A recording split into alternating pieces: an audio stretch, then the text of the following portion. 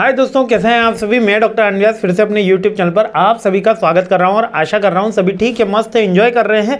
Employ relation and labour laws का subject लेकर आ गया हूं, अंतिम प्रहार सीरीज लेकर आ गया हूं। मोस्ट इंपॉर्टेंट क्वेश्चन 14 क्वेश्चन फिर से रहने वाले हैं। इस सब्जेक्ट के बारे में थोड़ी बात कर लेते हैं क्योंकि बच्चे जो है वो इस सब्जेक्ट को लेकर थोड़े से असमंजस में हैं कि ये सब्जेक्ट कैसा है सर, कितने पेजेस भरने होंगे, क्योंकि ये सब्जेक्ट एक लॉ बेस्ड सब्जेक्ट है।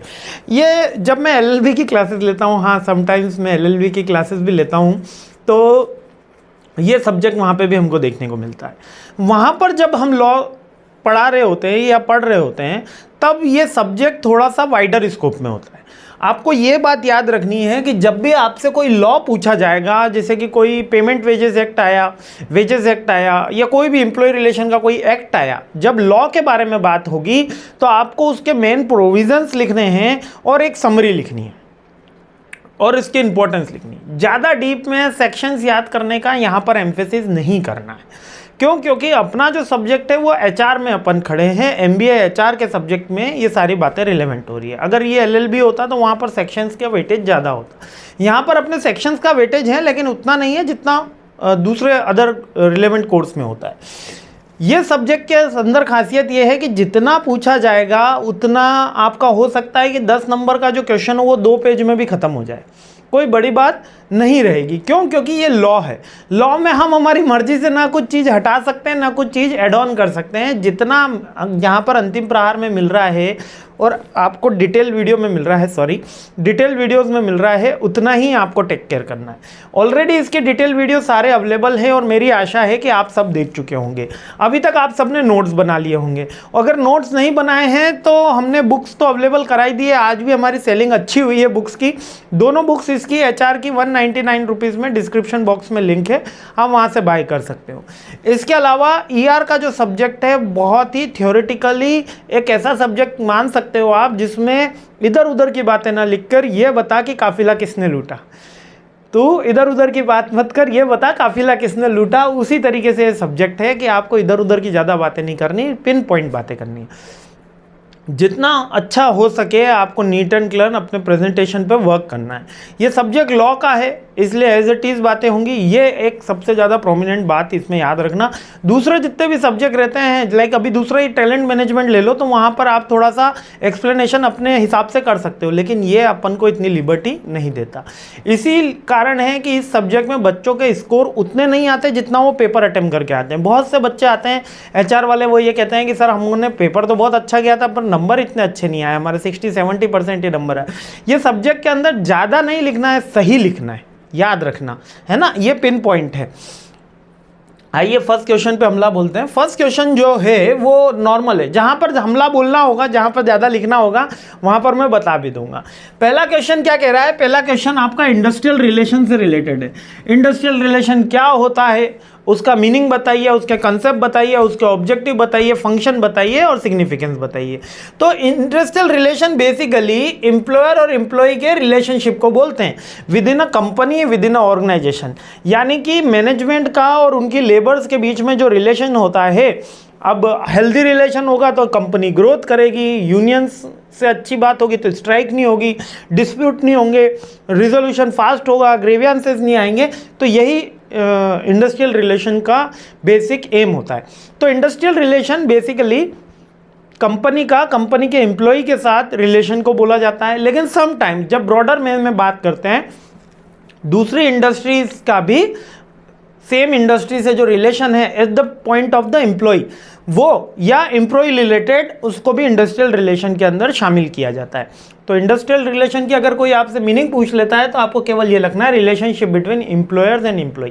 ठीक हो गया ना, ये बात आपको समझ में आ गई।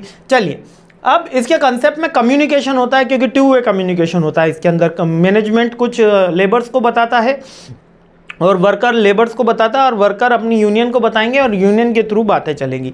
अब यहाँ पर यूनियन होना कंपलसरी नहीं है, यूजुअली यूनियन ना भी हो तब भी लेबर रिलेशनशिप मेंटेन होता है। छोटी ऑर्गेनाइजेशन है, 50, 60, 100 मेंबर है, 200 मेंबर है, तो वहाँ पर यूनियन नहीं होगी। लेकिन क्योंकि मशीन ज़्यादा है ना, इसलिए यूनियन नहीं होगी। पर यूनियन में होती है जहाँ 2000, 1500, 3000 मेंबर्स होते हैं, यूजुअली वहाँ पर यूनियंस भी होती है। और वहाँ पर अगर कोई एचआर का बंदा काम करता है, आपको कोशिश कीजिएगा ऐसी ऑर्गेनाइजेशन में काम करने की जहाँ पर यूनियन हो, वहाँ पर सीखने को बहुत कुछ मिलता है। कम्युनिकेशन होता है, कॉन्फ्लिक्ट रिजोल्यूशन होता है, दोनों पार्टियों में कॉन्फ्लिक्ट हो सकता है, लेबर के दरमियान भी कॉन्फ्लिक्ट हो सकता है, मैनेजमेंट में सुपरवाइजर लेबर के बीच में भी कॉन्फ्लिक्ट हो सकता है, और रूल्स एंड रेगुलेशन ये फॉलो करते हैं। अब ये रूल्स एंड रेगुलेशन हमारे कॉन्स्टिट्यूट वाले नहीं है, यहाँ पर रूल्स एंड रेगुलेशन जो कंपनी ने म्यूचुअली एक्सेप्टेड करे हैं ट्रेड यूनियन के साथ। ऑब्जेक्टिव क्या होता है, इंडस्ट्रियल रिलेशन क्यों बनाया जाता है और इसका मेन ऑब्जेक्टिव क्या होता है? सबसे मेन ऑब्जेक्टिव होता है कि हार्मोनी बना के रखना, सामंजस्य बना के रखना, मैनेजमेंट और लेबर दोनों एक ही फोर्स में वर्क करें। प्रोडक्टिविटी बढ़ाना, प्रोडक्टिविटी कैसे बढ़ेगी? जब हार्मोनी इंप्रूवमेंट होगी, मोटिवेशन अपलिफ्ट होगा और सारे वर्कर टाइम से आएंगे, टाइम से काम अपना करेंगे, है ना, आइडियल टाइम कम होगा तो प्रोडक्टिविटी इंप्रूव होगी। फेयर ट्रीटमेंट हो मतलब कि हमारा जो फेवरेटिज्म का जो कंसेप्ट होता है वो ना हो और किसी का एक्सप्लॉयटेशन भी ना हो, तो दोनों ही चीज़ों को अवॉइड करने के लिए इंडस्ट्रियल रिलेशन बनाया जाता है। मैं थोड़ा सा स्लो इसलिए चल रहा हूँ क्योंकि यहाँ पर अपन को चीज़ें थोड़ा सा डीप में समझनी है, क्योंकि ये लॉ नहीं है। लॉ आते ही मैं तेज चल जाऊँगा क्योंकि वो समझने वाला नहीं, वो याद करने वाला है। ठीक है, नेक्स्ट कॉन्फ्लिक्ट रिजोल्यूशन के लिए बनाते हैं अपन। अब आईआर के फंक्शन क्या है, इंडस्ट्रियल रिलेशन के फंक्शंस क्या है? एक तो नेगोशिएशन करना, नेगोशिएशन किन के बीच में होगा? मैनेजमेंट और वर्कर्स के बीच में होगा। कम्युनिकेशन करना, मीडिएट करना, मीडिएट कौन करता है? वैसे तो ट्रेड यूनियन करती है, थर्ड पार्टी एक्सपर्ट होते हैं, आर्बिट्रेटर भी आ जाते हैं, उनको थर्ड पार्टी एक्सपर्टीज बोलते हैं। पॉलिसी बनाना, पॉलिसी बनाने के लिए, मीडिएट करने के लिए, कॉन्फ्लिक्ट रिजोल्यूशन करने के लिए और नेगोशिएट करने के लिए इंडस्ट्रियल रिलेशन बनाता है। और इसकी इंपॉर्टेंस क्या है? इसकी वही इंपॉर्टेंस है जो ऑब्जेक्टिव है। प्रोडक्टिविटी इंप्रूव करता है, एम्प्लॉय को सेटिस्फेक्शन देता है, स्टेबिलिटी लाता है, ऑर्गेनाइजेशन में शटडाउन देखने को नहीं मिलते हैं और सोशल हार्मोनी भी डेवलप होती है कि कंपनी हमारे लिए कुछ कर रही है। और आस्पेक्ट यानी कि किस किस जगह इसके डायमेंशंस क्या क्या हैं। आस्पेक्ट इसके लेबर लॉज से प्रभावित होता है, मीन्स के ट्रेड यूनियन को भी अपने एक्ट के अंदर रजिस्टर्ड कराना होता है, लेबर लॉज के अकॉर्डिंग इसके सारे प्रोविजंस बनाए जाते हैं। इसके अलावा कलेक्टिव बार्गेनिंग, ये एक बहुत बड़ा चैप्टर है। कलेक्टिव बार्गेनिंग क्या होती है? जब इंडस्ट्रियल ट्रेड यूनियन मैनेजमेंट के साथ बार्गेनिंग करती है on the behalf of the total workforce, तो उसको कलेक्टिव बार्गेनिंग कहते हैं। एम्प्लॉय का पार्टिसिपेशन होता है डिसीजन मेकिंग के अंदर और कॉन्फ्लिक्ट रिजोल्यूशन का काम करते हैं। ये चार एस्पेक्ट हैं जिनके और ट्रेड यूनियन आजू बाजू में पूरी घूमती है। तो एस्पेक्ट मैंने बता दिया आपको, ऑब्जेक्टिव बता दिया, सिग्निफिकेंस बता दिया, वर्क बता दिया, मीनिंग बता दिया। ये सारी चीज़ें अपन ने किसकी सीख ली है? इंडस्ट्रियल रिलेशन की सीख ली है। तो बहुत इजी क्वेश्चन है। आइए अपन इसके एक बार स्क्रीनशॉट के लिए आपको जो परेशानी रहती है वो मैं तुरंत सॉल्व कर देते हैं। ठीक है, जल्दी से आप स्क्रीनशॉट ले लीजिएगा। अब मैं हर क्वेश्चन के बाद में इस तरीके से आपको थोड़ा समय दे दूंगा जिससे आपको स्क्रीनशॉट लेने में दिक्कत नहीं आए। ठीक है, ये थर्ड हो गया, ये फोर्थ, फिफ्थ और ख़त्म। ठीक है, तो मस्त रहिए, खुश रहिए, मुस्कुराते रहिए और अगले क्वेश्चन पे अपन मिलते हैं और सीरीज आगे बढ़ाते हैं। जय हिंद।